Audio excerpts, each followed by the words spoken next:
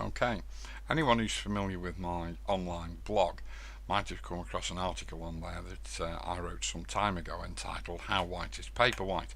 And I just want to basically go through this again, but in real world terms, because now we're looking at a raw file open in Lightroom, that's basically I've turned around and taken it on the desk on the opposite side of my office, and we basically got a sheaf of 10 different Permajet papers, A4 print examples that they give away as samplers at various shows. And the papers are moving from right to left, nearly said left to right then. This is Permajet fibre-based gloss. This next one is Permajet Museum 310. It's a very nice paper, that is. We've got Portfolio 250. We've got Gloss 271. The 271, the numbers are basically the grams per square metre. So obviously the higher the number, the thicker the paper, the heavier the paper. So that's Gloss 271. This next one's fibre-based Royal. This next one's fibre-based Gloss Warm Tone. So, you know, it's pretty much the same as this one over here, but it's just ever so slightly warmer.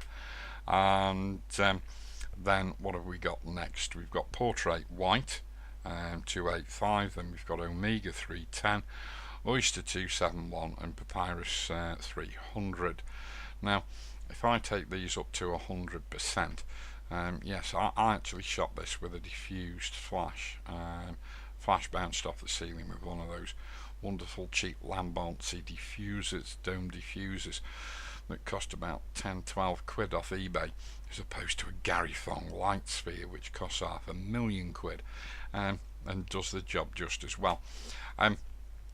But it's I've just caught a bit of a hot spot on this paper, I think, because basically I shot it in from my IMAX sort of over here somewhere, and I think it's just poured a little bit of extra light onto the top part of the image here. Anyway, I'm digressing. What am I talking about? So here we can see we've blown up to 100%, so we can see the various colours of the paper, and we can also plainly see that they are of different overall levels of brightness as well. So we've got two things to contend with when we talk about paper white.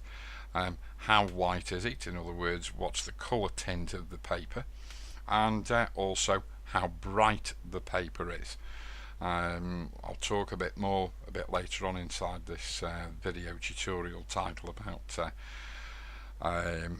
brightness of papers and the inclusion of optical brightness, which I'm not too keen on. But anyway, that's by the by, and sort of outside the remit of this particular lesson at this juncture. There you go, I'm using a posh word. No stopping me when I talk with posh words, is there? But anyway, you know, we can see the differences in the paper. Now let's go and exaggerate them a little bit. Let's go and crank all the vibrance and saturation up. Now, we haven't have we falsified the colours?